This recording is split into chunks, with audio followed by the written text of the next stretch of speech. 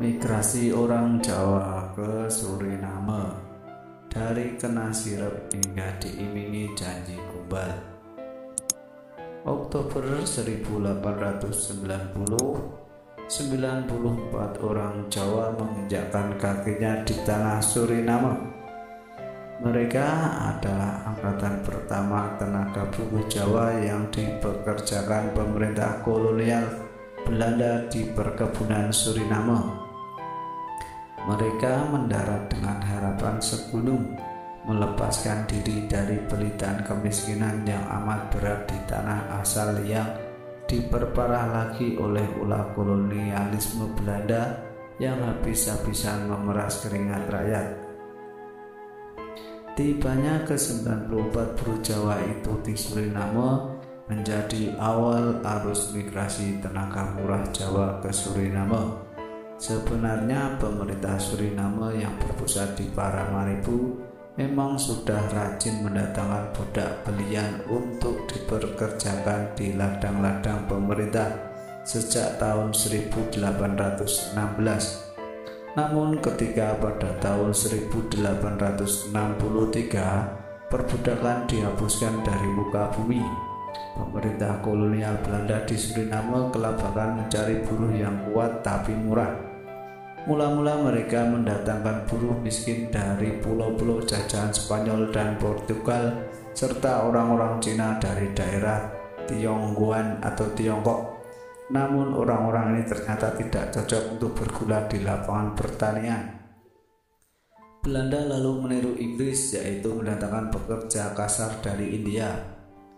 Tanggal 4 Juni 1873, rombongan imigran pertama dari Kalkuta tiba di Paramaribo. Mendatangkan buruh India ternyata repot karena India jajahan Inggris. Para tuan tanah Suriname jadi teringat pada buruh-buruh Jawa yang terbukti amat tangguh dipekerjakan di Sumatera. Selama beberapa tahun kemudian, para tuan tanah itu mengajukan permohonan kepada pemerintah Belanda agar diizinkan mengangkut buruh tani dari Jawa.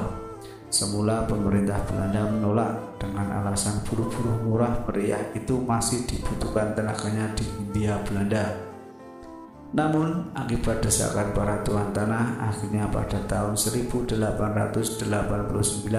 pemerintah Belanda memberi izin percobaan kepada Nederlands Handelsmaatschappij, perusahaan dagang Belanda, untuk mendatangkan 100 kuli kontrak dari Jawa. Usaha mencari buruh di Jawa yang bersedia diangkut ke Suriname rupanya bukan pekerjaan mudah. Selama setahun mereka akhirnya mampu mengumpulkan 61 pria, 31 wanita dan 2 anak-anak. Jadi semuanya berjumlah 94 orang. Rombongan buruh Jawa pertama ini diberangkatkan pada tanggal 9 Agustus 1890 dengan kapal laut. Mereka tiba di perkebunan di Marienburg sekitar bulan Oktober 1890. Rombongan awal ini sesungguhnya merupakan uji coba apakah buruh Jawa cocok dipekerjakan di Suriname atau tidak. Baru setelah 4 tahun kompeni rupanya menganggap mereka cukup memuaskan. Sehingga tahun 1894 diberangkatkan lagi rombongan kedua dengan jumlah hampir 6 kali lipatnya. Sejak itulah dimulai arus migrasi tenaga murah Jawa ke Suriname. Puluhan ribu buruh Jawa kemudian diangkut ke sepetak noktah kecil di daerah Amerika Selatan yang amat luas itu. Untuk mendapatkan tenaga murah itu di Jawa, Belanda menyebar sejumlah werek atau calon tenaga kerja untuk menjaring calon kuli kontrak sebanyak mungkin.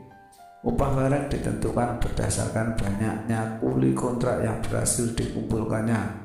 Karena itu tidak aneh kalau mereka lalu menggunakan segala cara untuk mengumpulkan calon kuli kerja sebanyak mungkin.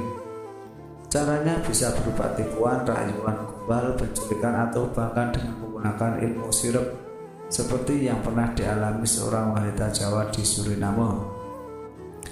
Pada suatu hari saya sedang berjalan kaki pulang dari kota ke desa saya. Di tengah jalan saya berjumpa dengan seorang pria asing dan lalu kami mengobrol. Mula-mula dia bertanya soal hasil sawah sampai soal apa yang saya kerjakan di kota. Lalu dia bertanya, apa saya mau punya uang banyak? Pria itu mengaku bisa mengurus supaya bisa diterima bekerja di tanah seberang selama 2 tahun dengan upah besar. Tapi saya bilang, saya tidak bisa meninggalkan keluarga saya di desa. Lalu tiba-tiba dia menginjakkan kaki saya dan mulutnya komat-kamit melafalkan mantra berbahasa asing. Sesudah itu tiba-tiba saya tak ingat lagi kepada keluarga, sehingga saya menyetujui tawarannya untuk pergi ke tanah seberang. Orang asing itu membawa saya ke sebuah barak yang sudah penuh dengan orang-orang Jawa. Setelah jumlah kami dianggap cukup, kami lalu dibawa ke kapal. Setiap orang diberi kartu pengenal dari logam yang bertuliskan nomor kami. Kartu pengenal itu digantungkan di leher, kapal pun berangkat. Ketika kapal mulai beranjak mereka beberapa meter saja, saya tiba-tiba tersadar pengaruh sihir itu rupanya cuma berlaku di tanah Jawa. Saya lalu menangis, begitu pula orang-orang ikut bersama saya juga pada menangis. Namun semuanya itu sudah terlambat. Kisah itu konon pengakuan seorang wanita Jawa di Suriname pada antropolog Belanda Profesor De Waal Melevit tahun 60-an. Kebanyakan dari mereka memang sebenarnya tidak ingin pergi ke Suriname. Begitu mereka menyebut tanah seberang itu, seperti juga yang cerita seorang informan wanita pada Dr. Yusuf Ismail. Pada suatu hari ketika sedang belanja di pasar, saya didekati seorang wanita setengah baya yang mengaku sebagai teman bibi saya. Dia bilang harus saya buru-buru pergi menemui bibi saya yang sedang menunggu di rumahnya. Kami lalu naik andong, tapi saya heran karena jalan yang ditempuh bukan menuju rumah bibi saya. Menurut wanita itu, bibi saya menunggunya di tempat lain, bukan di rumahnya. Lalu saya dibawa ke sebuah lumbung padi.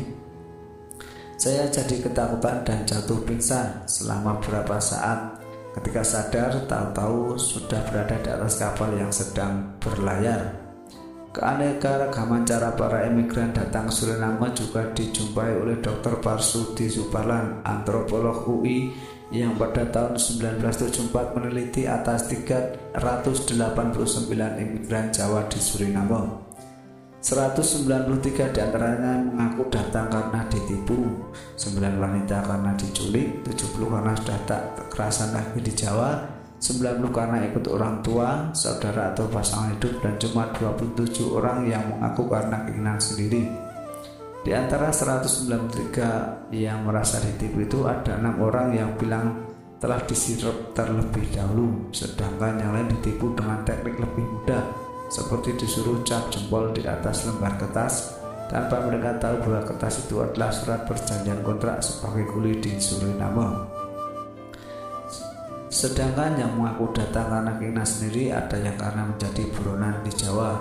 Sedangkan pihak pembeli sendiri dalam membenarkan tindakan pengangkutan para buruh ini berdalih bahwa penduduk Jawa sudah terlalu padat, sehingga lewat alasan tadi sejak tahun 1890 sampai 1939 tercatat 34 kali pengapalan beli kontrak dengan jumlah keseluruhan 31.499 orang. Sementara itu jumlah yang kembali ke Jawa dari tahun 1897 sampai 1939 dalam 23 kali pengapalan hanya 8.130 orang. Kontrak bagi imigran Jawa yang mau atau terpaksa hidup di tanah seberang itu berisi sejumlah pasal.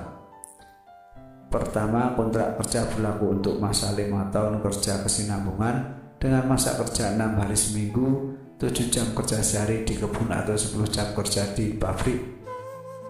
Kedua, pekerja pria usia di atas 16 tahun mendapat upah 60 sen sehari, sedangkan wanita dan anak-anak 10-16 tahun mendapat upah 40 sen sehari.